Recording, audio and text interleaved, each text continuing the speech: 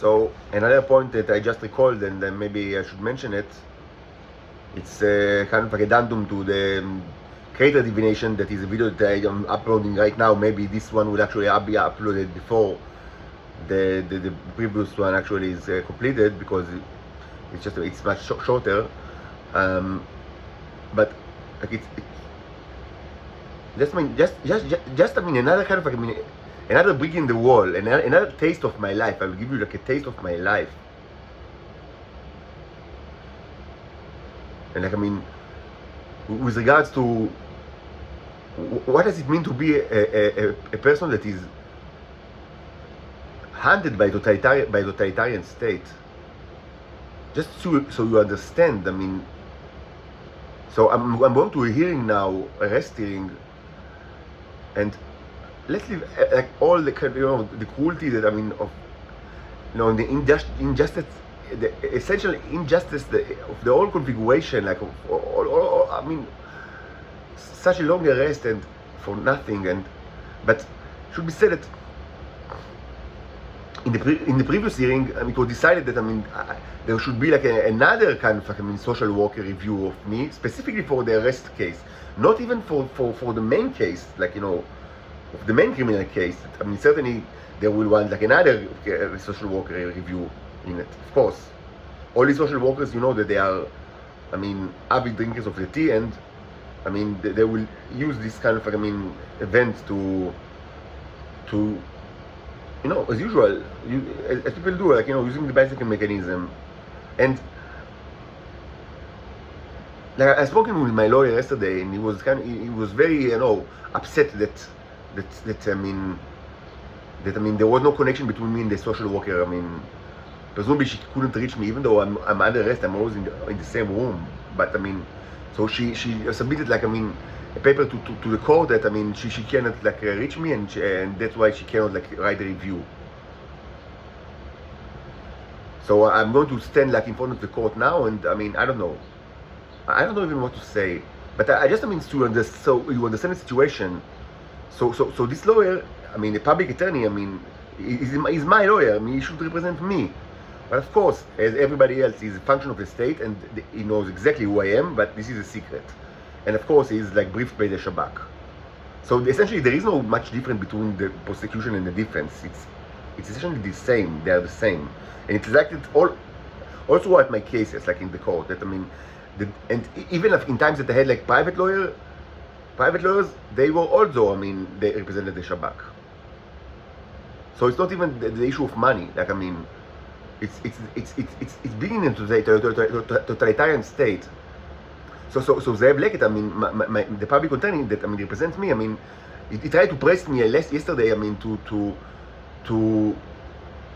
like, I mean, to promise, like, I mean, in court, like, I mean, in front of the judge, and also to promise to him, like in the phone, or like on the phone, and to promise to the judge that, like in the hearing that will be done like in an hour or so, like to say that, I mean, I will always be with my phone open, like, I mean, so people will be able to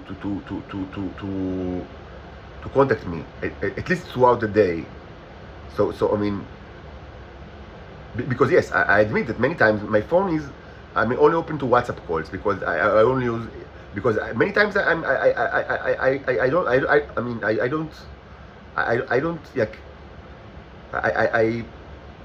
remove the SIM from the phone. I do not throw it away. Just, I mean, just put it like, you know, in a drawer. Or sometimes my phone is with the SIM, and sometimes without it.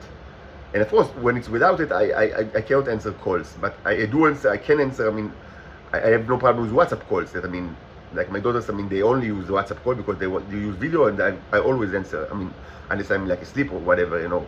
But so it was very important for him, like, to say that, I mean, both to him and also to say that in court, like in hearing, like that will be done in an hour from now.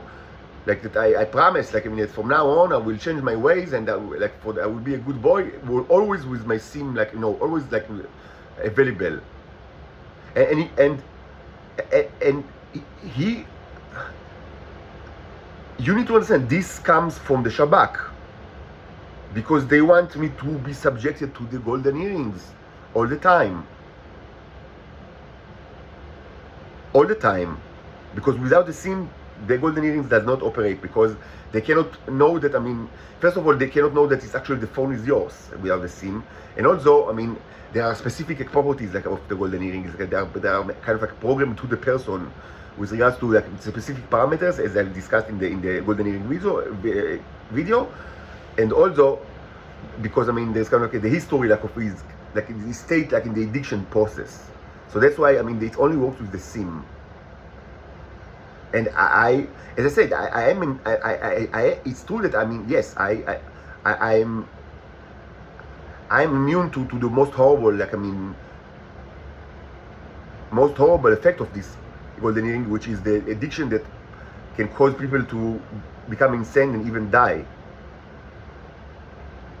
This, yes, I'm immune to it, but it's not a fun thing, like, to know for a fact that, I mean, you are always, like, I mean, always near like an appliance, a device that is like, I mean, used to, I mean, transmit subliminal sounds to you all throughout the day, every day, all the time, even in your sleep, and that, I mean, that is like, I mean, injected to your brain and causes you, I mean, all sorts of things, but I mean, at minimum, it makes you addicted to it.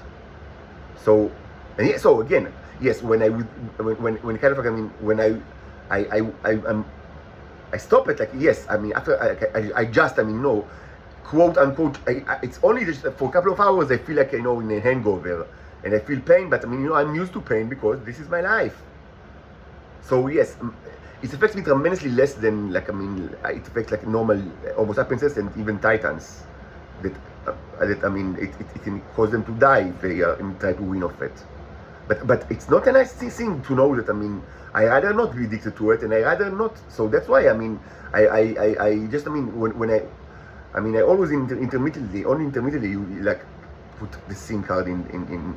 And although there aren't many people that actually call me at all, and the few that they do, like the lawyer or my daughters or my mother, they use WhatsApp, and this can, like, you know, be done without the SIM. Just, I mean, you know, with internet connection that we have, like here, like using the router, like, you know, the Wi-Fi. So and of course, Shabbat do not like it. Does not like it. I mean, they are certain that, I mean, it's not possible for a person, like, I mean, not to be subjected to this thing. That my claims are impossible. That, I mean, that I have this immunity. And in any case, I mean, I mean, by right, I mean, because I'm a stranger, I mean, they don't need any kind of reasoning at all to use it, like, I mean, all the time on me, even though it's a form of torture. And moreover, I mean, just think about, like, I mean, the incentive behind it. The incentive is to make you addicted to sounds that they can stop in any way. So presumably they can kill you in any moment if they just choose to do it. And they cannot really do it to me because of my special physiology, but they don't, like, I mean, acknowledge it. And anyway, like, I mean, why should I mean, should I really explain it? I mean, if you don't understand it, I mean, you're not human. Like, I mean, why would I put myself in this place? That, I mean, like, I mean, I'm always, like, under kind of subliminal messages. I mean, repeated subliminal loops of things that, I mean, can cause any other human being or even an alien on Earth that lives on Earth now to be addicted to a point that is addicted to the Shabbat, because they can stop at any time. And then you will be insane or even die. So I don't want it. But of course, the Shabbat are very angry. So, and of course, they operate like the lawyer, my own lawyer, I mean, to represent me. So it's so important that I will stand in front of the judge in the hearing today, and and like, I mean, commit myself to always be available. And I mean, it's I don't want to always be available by phone, and it's I mean, it entails, I mean, torture. Constant torture, but you cannot say anything of it. Not to your lawyer, not in court, even though the court knows about it and the lawyer knows about it. But you cannot say it, because if I say it, I mean, I'll be just, I mean, automatically thrown to, you know, Nitzan Madan, which is like a rest house, which is also a mental asylum for I don't know how long. So you cannot say, it's not that I cannot say that I'm the Son of God or reincarnation of Jesus Christ. It's not that. I cannot even say, like, I mean, that what you asked me is to willingly subject myself to torture, and I don't want to do it, but you are not allowed to say it. This is outside the boundaries of the discourse. So what am I going to say? I don't know. I don't know what I'm going to say. And in the past, I always knew what I'm going to say. Like it was one of my characteristics that I always prepared, not only for court hearing, but in general, I'm always prepared I try to always be prepared so I will know what to say when the obvious question will arise. But I'm tired of it. I'm tired of always always keep like this kind of another ace in the sleeve where I kind of maybe I will be able to convince my interrogators that I will be a good boy, but at the same time to minimize the risk to my health and not say anything about my true circumstances, because if I say it, I'll be sent again to a mental asylum. I'm tired of these shows, and such a show is about to begin in the next hour.